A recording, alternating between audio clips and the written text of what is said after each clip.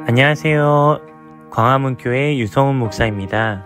인생에서 실패와 역경이 없는 사람은 없습니다. 그러나 실패와 역경 속에서도 다시 회복하여 본래의 목적과 궤도를 되찾는 사람이 있고, 실패와 역경으로 인해 모든 것을 포기하는 사람도 있습니다. 그렇다면 여러분들은 어떤 경우에 속하시나요? 스톡데일 패러독스라는 말을 들어보셨나요? 제임스 스톡데일은 미국 항공기 장교였습니다. 베트남 전쟁에 참전했다가 포로로 잡혀 7년 6개월을 수용소에서 갇혀 지냈습니다.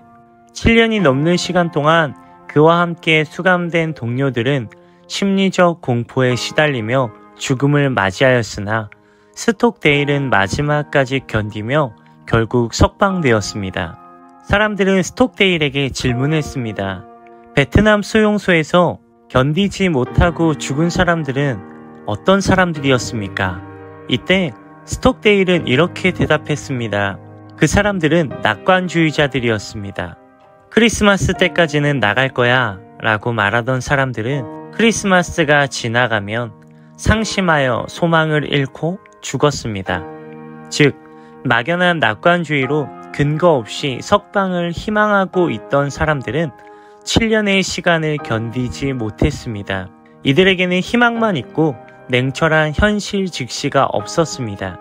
반대로 살아남은 사람들은 냉혹한 현실을 직시하면서도 그렇지만 결국엔 이곳을 나갈 수 있으리라는 강한 믿음을 가진 사람들이었습니다. 이것을 스톡데일 패러독스라고 합니다. 시련과 역경에 빠졌을 때 그 현실을 외면하기보다 정면 대응하여 현실을 바로 직시하고 대비하는 사람이 막연한 기대의 근거와 낙관주의자보다 원하는 결과를 얻기 쉽다는 이론입니다. 유대민족은 고통과 역경을 겪으면서 수천 년간 생존해왔습니다. 수천 년간 대를 이어온 유대 가정의 자녀 교육 철칙은 사실 있는 그대로를 가르쳐라 입니다. 유대민족의 가장 큰 절기인 유월절이 돌아오면 아버지는 자녀들에게 민족의 고통을 반복해서 들려준다고 합니다. 아이의 생애에서도 그러한 고통이 얼마든지 반복될 수 있음을 알리고 그 속에서 살아가는 법도 함께 가르치는 것입니다. 열왕기하 22장에는 남유다의 요시야 왕이 등장합니다. 그는 8살의 어린 나이에 왕이 되었습니다. 요시야가 왕으로서 나라를 통치하던 시기는 요시야가 할 수 있는 것이 아무것도 없어 보였습니다. 그의 할아버지는 므낫세 왕입니다. 55년간 남유다를 통치했던 왕이었는데 남유다 역사상 가장 악한 왕이었습니다. 므낫세로 인해 남유다는 하나님을 떠나 돌이킬 수 없는 강을 건너고 맙니다. 요시야의 아버지는 아몬입니다. 그 역시 므낫세 왕과 같이 하나님을 떠나 악한 길로 행하였습니다. 오죽했으면 그의 신복들이 통치 2년 만에 그를 반역하여 죽였습니다.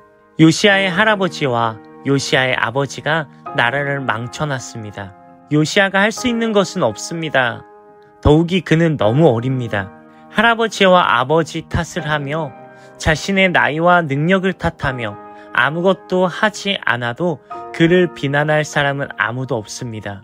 그러나 요시야는 그가 처한 상황과 환경 속에서 고난과 시련과 역경 속에서 상황을 탓하며 현실을 탓하며 주저앉지 않았습니다. 그가 왕으로 있은 지 18째 해에 그는 여호와의 성전을 보수합니다. 그때 사라졌던 율법책을 찾게 됩니다. 그리고 하나님의 율법책의 말씀을 듣습니다.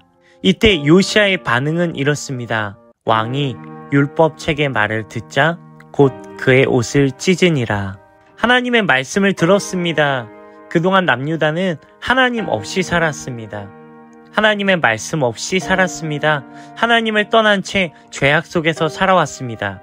요시야는 말씀을 통해 현실을 직시했습니다. 자신들의 죄를 깨달았습니다. 자신들의 실패의 원인을 알게 되었습니다. 이때 가슴 아픈 소식이 하나 더 들려왔습니다.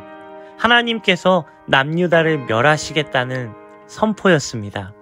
요시야 왕이 하나님 앞에 회개하고 옷을 찢고 눈물을 흘렸을지라도 하나님의 심판은 결국엔 이루어질 것이라는 말씀이었습니다. 그럼에도 요시야는 온 나라의 종교개혁을 단행합니다. 그동안 그 누구도 하지 못했던 이방의 산당들을 무너뜨립니다. 그동안 지키지 못했던 유월절을 제대로 지킵니다. 백성들을 모두 모아 하나님의 말씀을 듣게 했고 하나님의 말씀대로 살아가게 도와줍니다. 분명 그들에게는 심판이 있을 것입니다.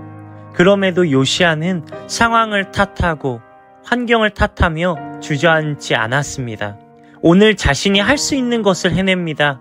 상황을 바꾸기 시작했습니다. 환경을 변화시키기 시작했습니다. 죄악 가운데 우상을 숭배하는 나라에서 하나님을 섬기는 나라로 바꾸어 나가기 시작했습니다. 분명 요시야로 인해 하나님을 떠나 죄악 가운데 있던 많은 사람들이 하나님께로 돌아왔을 것입니다. 요시야로 인해 한 사람의 삶이 변화되었고 요시야로 인해 한 사람의 삶이 구원받았습니다. 공이 바닥으로 떨어졌다가 튀어오르는 현상을 바운스백이라고 합니다. 그렇다면 어떻게 다시 튀어오를 수 있을까요? 하나님께서는 오늘 우리를 위해 일하십니다. 하나님께서 오늘 우리를 다시 튀어오르게 우리를 높이실 것입니다. 하나님께서 오늘 우리를 위해 100%로 일하고 계십니다. 우리 또한 100%로 일해야 합니다. 하나님의 말씀을 듣고 내가 왜 오늘 실패했는지를 돌이키길 바랍니다. 그리고 현실을 직시하길 바랍니다. 상황과 환경을 탓하며 주저앉는 것이 아니라 막연한 긍정적인 생각으로 오늘 할 수 있다고 여기는 것이 아니라 오늘 나는 무엇을 할 수 있을까? 오늘 나는 하나님을 믿는 자녀로서 오늘 나는 그리스도인으로서 내가 있는 곳에서 내가 살아가고 있는 환경 속에서 오늘 나는 무엇을 할 수 있을까를 고민하고 나를 통해 하나님께서 일하시도록 튀어오를 준비를 하는 여러분들이 되길 바랍니다. 상황은 탓하는 것이 아닙니다.